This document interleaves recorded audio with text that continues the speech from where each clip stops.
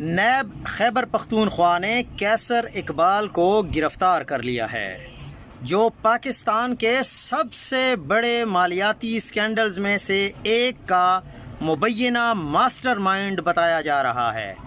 کیسر، جو ابتدا میں مواصلات اور تعمیرات یعنی CNW محکمے میں کلرک تھا اور بعد میں ہیڈ کلرک کے عہدے پر فائز ہوا، اس پر الزام ہے کہ اس نے جعلی بلز اور چیک تیار کر کے سرکاری فنڈز میں خرد برد کی۔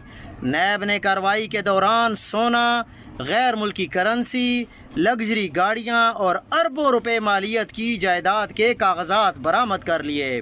کیسر اقبال اور ان کی اہلیہ کو جسمانی ریمانڈ پر لیا گیا ہے، جبکہ نیب نے اپنی تحقیقات کو سرکاری اہلکاروں، بینکرز اور ٹھیکیداروں تک وسیع کر دیا ہے۔